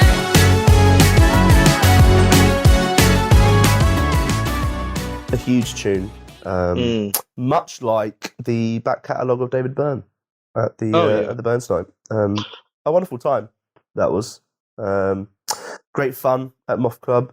For those members of Shame, Lazarus Kane, Dead Letter, Sorry, PVA, Yeah. Alex Rice from Sports Team turning up to do "And She Was" without knowing any of the lyrics. Pulled it Who off. else was there? Regressive Left, of course. Regressive Left, yep, of course. And others too. And others. There were Golden others. Dregs. And they all just did some Talking Heads and David Byrne songs. And everyone had a great time. Raquel from Dreamwife also Of sang. course. Yeah. Yes. It was great. It was my happy place, and I'm very happy that it was a place. As Talking Heads once sang, this must be the place. And this must be the album of the week. Hey, come on, let me have a pregnant pause there before we get the puns out there, all right? Oh, it's a slick operation. Yes, It album of the is. week. Lots of good ones out there. Shout out to the Young Fathers album. Suitably wild and brilliant. Ray as well. Yes, finally that's kind come of out. getting that debut album out there and set for some huge shows this year, which is great to see after kind of so long not being able to put some music out there. So shout out Ray. But we're going to talk about an album that's come out by the one of S.G. Lewis. Yes. Disco Machine. SG, what does that stand for? Simon Garfunkel. Could be. Smart guy. I just want to check before we... Samuel George. Samuel George Lewis. Right, okay, so names. He's from Reading, though, so shout out Reading. Shout out Reading. Yeah, went to uni there. You think he was While I was at uni, he was becoming interested in music in his teens and playing in several bands before he started experimenting with remixing tracks. And all I was doing was going to 6 or 7 hours of lectures a week and drinking too much. So, and look where we all are now. Exactly. I think he's done better than me. A little bit. Huge. Just watching my cat throw up. Oh! There he goes. How bad? Bit more. Just one sec. I can't really carry on until this is done. I really want to keep this in. Yeah, keep this in. He has. How much we looking? Finished? I don't know. He's on a blanket, Like so I'm just going to wash the blanket. Yeah, like that one. Yeah, they do that weird thing where they do like a one-man Mexican wave. He's now finished and has just immediately laid back down to go to sleep. Mood. We've all been there. Not even moving away from. Oh right, just gone puke. there and then, and just gone. Just thunk, right down. How are you clearing up that sick? What are you using? Well, I'm just gonna wash the blanket, I think. Oh, okay, all right. No, I just didn't know if it was more solid, so you have to like there pick are it some up. solids in there, but I'll just eat those later. Whack it in a stew. S.G. Lewis. Yeah, don't let that reaction show that was not the reaction to S.G. Lewis. It's not. This album, Audio Lust and Higher Love, certain capitalizations in there, by the way. Wild. Yeah. It is... I can't believe that this has been so derailed by the cat throwing up in front of me. Hard to concentrate now. Without the cat. Is he just sitting there now? He's left. He's walked off. Oh, right, okay, yeah. It's like, It's actually quite a pathetic amount of sick. I'm quite disappointed in him. So you wanted more? Is that what you're saying? Well, if you're going to do it right. If you're going to do it right, do it with me. As, exactly. George Michael once saying. That is a big pop song. And this album from S.G. Lewis... Yeah, okay, I'm here. I'm back in the room. It's a massive...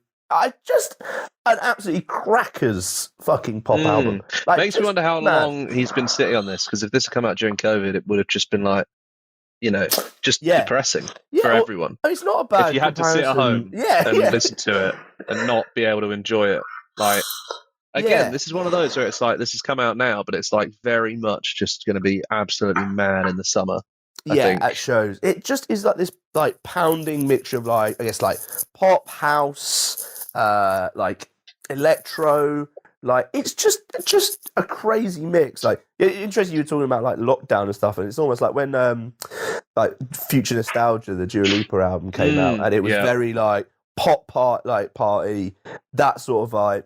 Like, it's not that far removed, I think, from it. It's a similar. It feels like a similar vein, and kind of in that world. I mean, S.G. Lewis, of course, has kind of done some production work for Dua Lipa as well. But it's just a huge album where he's just kind of, I love the fact that he's just gone, fuck it.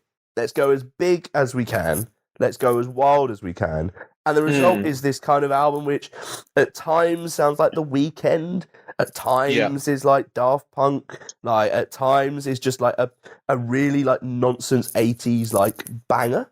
Like it's a wild mixture that comes together for it. And I just love think also on his because his debut album came out 21? Yeah, which also was great. It was quite like felt like it was one for like sort of like smaller clubs and that, like felt kind of dancier. Whereas, like you say, this one feels like it's kind of gone beyond that and does just some of it does just feel like arena filling, which is kind of mad in the space of like a year and a half to to do that. And also feel like there's a chance that could that he's going to be playing those bigger places. You know, like this man who, like you say, has produced for Dua Lipa, which seems mad. Yeah, he's just taking over. It just kind of feels like he's really just gone for it. And I love the fact that there's probably is in general, really, there's an unashamed nature now to pop, which is great. Like, there's this sense that you can lean so far into making the most ridiculous, loud, audacious pop song. And it's not like everyone's going to be like, that's a bit, bit too much there. Like, or just people aren't going to turn their nose up at it and be like, it's a bit mass appeal, isn't it? Yeah, yeah, exactly. He's kind of embraced it in. And it's great. I mean, we should probably listen to one such tune. Let's listen to a song. Exactly. Let's do it. Let's live our lives. Jake has been reborn after your cat has just fucking He just came and tried to sit on my lap. Like I didn't watch that's the audacious. horror. That's audacious. Yeah. The horror. Yeah. You ever seen a cat been sick? Like when a dog is sick, they just sort of like throw up like a norm. Yeah. Whereas a cat, their whole body, it's like they're possessed by a weird like a routine. demon. You like a seesaw. It's like like it's a no from me. And then came wandering along. Not the one you want. No. To be At fair, least, unlike a dog, he hasn't tried to eat it. So let's play a song that may, if anything, trigger more sick, but in a good way because it's such a huge song that it'll shake your body in a to the good ground. one. This is Old Laura.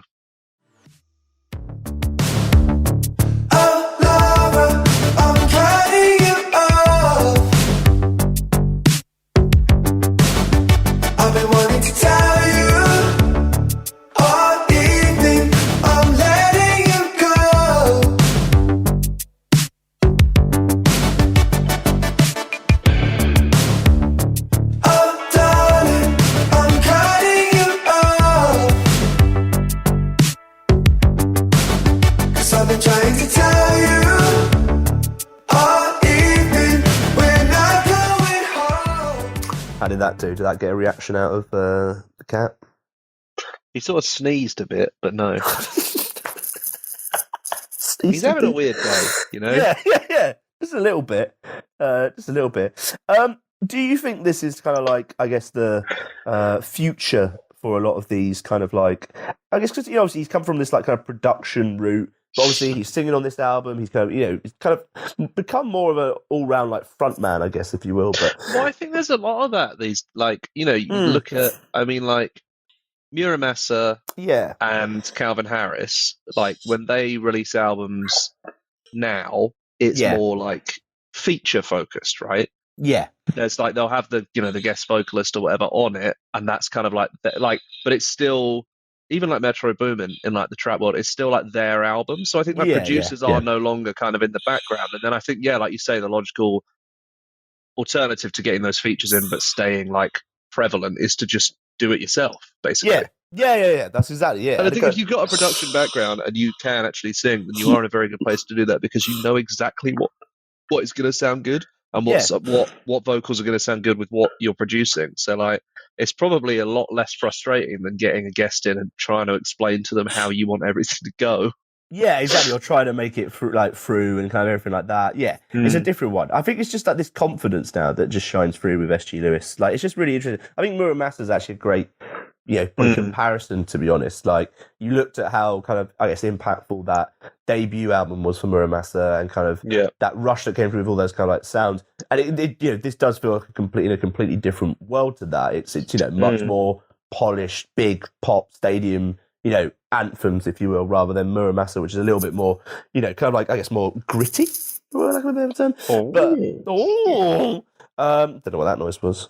But it's just, I love the fact that it leans in so much, and it feels like this is an album which I will be going back to kind of, throughout the year. Like the fact it comes out in January is almost like a starter for what's to come for the year for him. Yeah, I like it. Yeah, exactly. It's like off to the races we go. I like that it leans into like those influences from like the 80s, but isn't like a parody of it. It's just like they kind of turns it into his own kind of sound and move, and I like 100%. That there's this expression that kind of runs throughout, which is, I don't know, just this sense of just unabashed like joy. Like it's a joyful album to listen to, and I'm a massive fan. Speaking of like the kind of producers bringing in stuff, kind of the flip side of the album to Allura that we just played. Is later on Vibe Like This, which has T.Y. Dollar Sign and Lucky Day on it, is much more of that. Yeah. Letting the guest vocalist do the work. And it's really good fun. And also has the line Crocodile Birkin, I did it for Steve Irwin in it. So, is that the... apparently, I guess like killing a crocodile and making it into a bag, it's like a tribute to Steve Irwin. Yeah. Is that what Steve would have wanted? I don't think it is. I don't think it is, no, somehow. But I did it for Steve Irwin. Is it? Now it sounds almost like, what are you going to do about Steve? Yeah, now you sound like you're having a go at Steve Irwin, who is, you're shouting at someone who's not here. Exactly. Yeah. Bit weird, mate. Bit weird. But a tune. Yep. A tune, and here it is. Vibe Like This from the excellent new S.G. Lewis album, Audio Lust and Higher Love.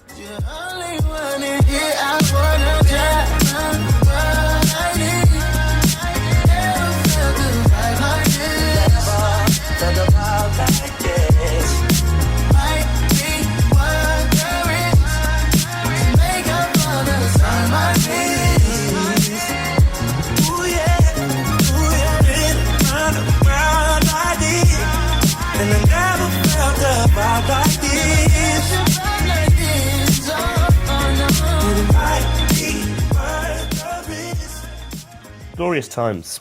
What a wonderful album. Well, there's an album. Go listen to it. Go have a party. Do all that. It'll be great. Wonderful. Oh, okay. There we go. There it is.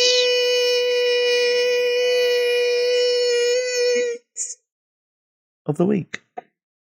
Pretty good.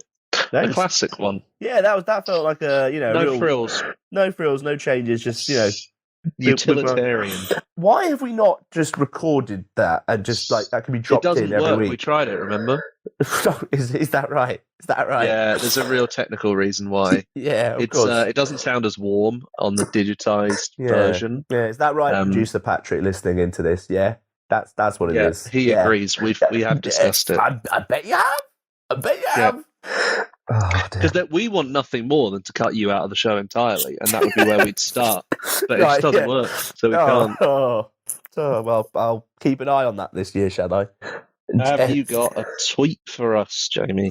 I've got a tweet. This is a pretty wild one. Boy, have I got a tweet. Yeah. Let's go to Hamilton Leithauser, who off of famously the frontman of the Walkmen. He also did a collaborative album with Rostam, ex Vampire Weekend, which was very nice. There you go. Big fan, great frontman. So he did some tweets. So let me just start. It's a story basically. So let me tell you more. Yeah, that's one way of putting it. That's one way of putting it. So. This is spread over multiple tweets, but I'll just roll through. I just received package addressed to current resident. Address was mine. Inside package are the cremated remains of a man from October 2017. I do not know the man. I've lived here for 6 years. So good, strong start. So very quickly, 6 years means that technically it's roughly the same time frame, like in terms of if he died. Well, actually, no, it'd be no. It would in January, so that's not how it works. So a man from October 2017. Do not know the man. I've lived here for 6 years. I got in touch with the funeral home and the director is a fucking arsehole. This is my favourite bit. The original thing is wild enough. Yeah, that's wild, the start of it, yeah. Gets in touch with the funeral home, you'd think, like, okay, well, that'll be the end of it, you know? Yeah. The director is a fucking arsehole, doesn't give a shit about this poor guy, and refuses to take them back. Doesn't give a shit. Doesn't give a shit about him. Doesn't give a shit about the lad. Now I have this stranger's ashes in my kitchen. What should I do with them? What do you do? What do you do? I mean, this is a good point. Genuine note, this is like a person. Yeah. This is someone who has passed away. You have their ashes. You don't know them. What are you doing? Yeah. What are you doing? Just hang it around with it? It's not something you could be like, oh well, I'll just chuck it out. No, this is a geezer. This is a geezer. He's continued. This feels a little bit Curb Your Enthusiasm. In case anybody wants to send hate mail or wants to know where not to die or send your loved ones, get in touch with One's Funeral Home at 509 Liberty Avenue, Brooklyn, and has then just taken a photo of the front of the funeral home with the phone number there. I like that he has gone from, oh wow, this mad thing has happened to me, to, hey, fuck these guys. This is where where not to die. The final tweet is what gets me. This is an actual snippet of my conversation with John. John, well, I don't know. Maybe he used to live there. Maybe he's dead. Me, of course he's fucking dead. You just mailed him to me. It's an incredible story. Maybe he's dead. Maybe he's dead. I don't know. Maybe he used to live there. Maybe he's dead. Of course he's fucking dead. So, oh, fuck. So he... Oh, fucking hell. So he has now the ashes. That is stuck there. I'm trying to find if there is an update on this. In terms of, like, has there been progression in the day, in the journey, or does he still have it? I want updates. Oh, we've got updates. Hold on. Let me get the updates. This is the news as it happens. Yeah. So I love this. So Hamilton actually went on the news to talk about this. He went on local news to talk about it. No one knows that he's the lead singer of the Walkmen. He's just... I mean, I didn't until I looked it up. So right, chapter 2. We've got a development, right? So they found a relative of this guy, right? Mm-hmm. And so the son of a trucker whose cremated remains were mysteriously shipped to Brooklyn indie rocker Hamilton Leithausen told here the funeral home that mailed him was an outrageous and heartbreaking mistake. So his father, the guy was called Dwight Walter. He loved vintage cars and died of an illness in 2017. He'd been living with his oldest son in the same apartment where Hamilton Leithausen lives. So obviously, basically, right? Yeah, but he said he's lived there for 6 years. Yeah, well, no, that doesn't add up. So unless the guy had died. And then Hamilton immediately moved in. Moved in like about 2 months later? Like fucking 30 seconds after. He's bringing a bookcase up the stairs and they're wheeling a gurney out. Like, is that the fucking situation here? Is that what New York is like for property? Yeah. That's insane. He moved straight into the place. I don't know what a non-offensive amount of time is. I don't know it's either. Not like... It sounds like there might have been an overlap there. Yeah! What? Oh my god, there's a picture. I'm gonna... Also, why are they mailing it to that house when he lived there? Yeah. He's died. He's dead. So why send it back to the place? But yeah, that's a very good question. The person that lived there is the person you're sending. So of course they don't live there anymore. Yeah. There's there's so many questions. There's so many things. There's an amazing photo of Hamilton Leithausen just looking at the box of ashes. Wow. Yeah, that's great. Just there, like, oh, there it is. There it is. Oh, But he also looks like they've posed it like in a very album cover way. yeah. He's like scratching his head and looking confused. It does look like that. Oh, and one of just an amazing story. But basically, what happened is someone from the funeral home went to Hamilton's house, picked up the ashes, and is now making sure they are delivered to his actual relatives. So, all in all, it ended well. But that's mad. Yeah, that is. What do you do? Odd. What That's do you do an with odd them? What do you do Well, with them? we know what you do. You go on the local news. Oh. And then, hello. Oh, hello. Someone just called me. This is where we are in the recording day. I've had a cat throw up. Someone tried to give me a call. It's a normal time. It's a normal time for everyone. In other news with Hamilton Lakehauser, the Walkmen are back together. They're reuniting this year, so that's good. So that gives us an excuse because of all of this, and I'm sure what the geezer whose ashes it was would have liked is for us to play "The Rat" by the Walkmen. It's a big tune. Here it is.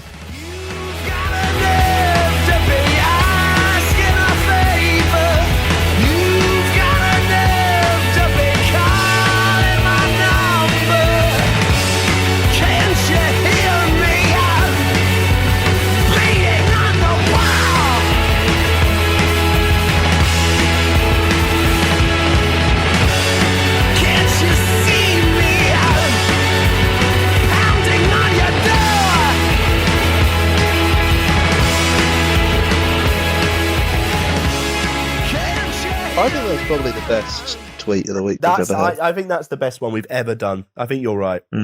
I think there's nothing comes close. Was that call important? Are you all right? Well, I haven't answered it. So okay, great. I reckon, I went, who am I going to prioritise here? This phone call from a number that I don't know, or you. I reckon we can get through this pretty quick, and you can prioritise both. Well, you got second another tweet then. Yeah. Shame, friend of the show, friends of the magazine. Yes. Friends of the world. Tweeted, I have information that will lead to the arrest of Mr. Pringle. And then they've replied with a picture of Mr. Pringle's face and put, your days are numbered, you sick fuck. You sick fuck. Yeah. Something to think about, eh? Why? Do we have any explanation as to why? No, but I'm with them. He looks weird. He's a scary guy.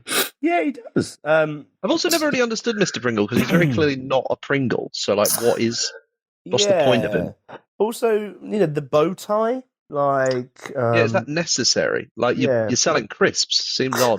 For the listeners who aren't aware of Pringles, or maybe are not aware of Mr. Pringle, just whilst you're listening, just have a little search of Mr. Pringle. You can see what we mean. Like, a lunatic in every sense of the word. I like that this is in the run-up to Shame putting out their new album. They've gone... Look, that's got some promo to do. Got some promo to do. But, that is their promo.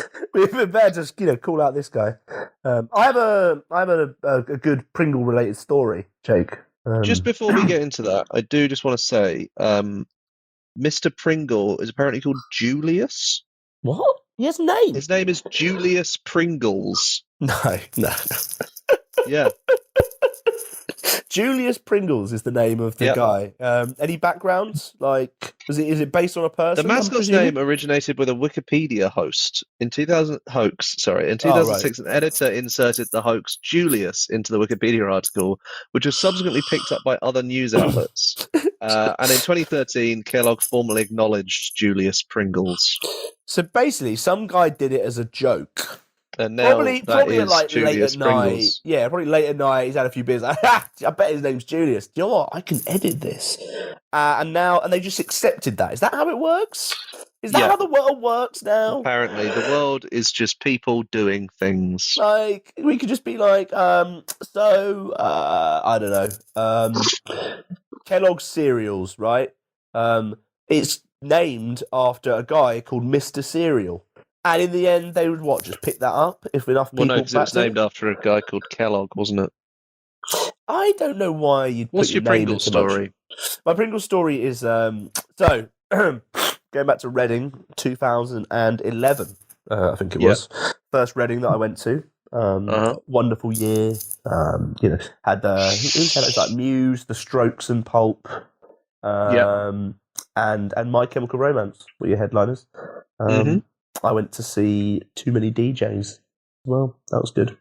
Can we have some Pringles stuff now, please? Can we keep it on message? I was down with the mates. We're sitting in the campsite, knocking around the campfire. And my mate, Jordan, shout out Jordan Howard, if you're listening. He was sat there, and he's like, "Oh yeah, And look, we'd had a couple of beers. This is a boring story. Tell me about the Pringles. Basically, we were sat there, and Jordan went, "I reckon I should get a tattoo at Reading." And in hindsight, terrible idea. One of my mates went, "Oh, you should get this Pringles guy on your chest." Pointed at him. He said, "Go on then." Ripped out the Pringles guy. I had to go with him to the tattoo place, which is at Reading. Still don't know why it's there. Risky. I don't think they have it anymore. But yeah, they did used to.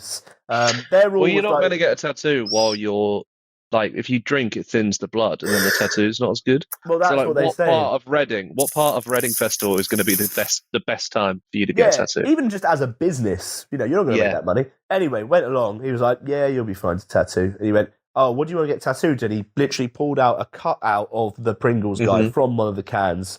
He looked at it, looked up, and went, "Yeah, I can do that." Great. Went away, came back, was there as it got done. And the result is that. So the Pringles man is still on the chest. Where on the chest? Like over the lung, like over the left lung. Okay, top. so not like a full chest piece. No, it's not. You know what I mean? Not like giant Pringles man human across head the whole sized. body. No. Just on the top lung, if you will. Just sitting there. What an awful idea. Terrible idea. Basically, don't get a tattoo at festivals, guys. Unless it's the Pringles guy. But then don't, because he might get exposed in some way, because he is a sick fuck, as Shane described it. That's true. When this comes out, your mate is going to be very disappointed. Going to be in bits, isn't he? Anyway, this is Six Pack by Shame. Shadows of deception are only good when they're in use.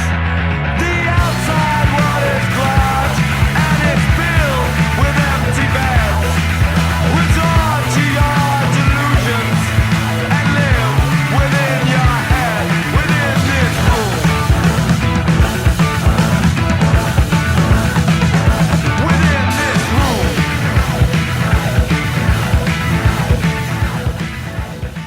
Glorious. Great tune from Shane. Looking forward to the album, on another note. Looking forward to the Pringles expose. What am I looking forward to more?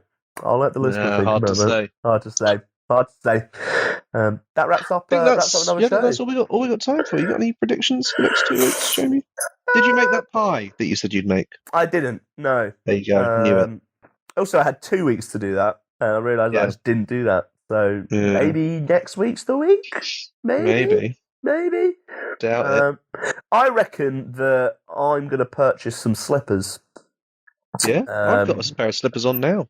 Very warm. Yeah, I feel like slippers are underrated. Oh yeah, 100%. Massively underrated. So I might get some slippers. Maybe see if I don't know. Maybe that's the merch line of the year for bands. Just put out Mine are slippers. from M&S. Oh, yeah. Got them for Christmas a couple of years ago. Got them by the food hall, did you? Right. I wasn't there, you weren't they there? were a Christmas gift. Who knows? Oh, good old M&S.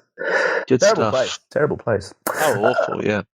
Jake, what about you? What do you think might happen in the next couple of weeks? I don't know. Just watch my cat throw up. I don't know. Will the cat throw up again? Oh, I hope not. But might. Might do that outside. Come on. Might do, though. That's the good thing about cats. You put them outside and then just choose to not confront the fact that they're shitting in someone else's garden and puking everywhere. Yeah, that's true. You can't go well, it's not my cat. People are like, cats are nice and clean, aren't they? And it's no, they just don't shit in the house. Yeah. They still shit. Yeah. They still throw up. Yeah. They're less clean than dogs. The problem is with dogs, you have to clean up the shit, whereas with cats, you're just go on.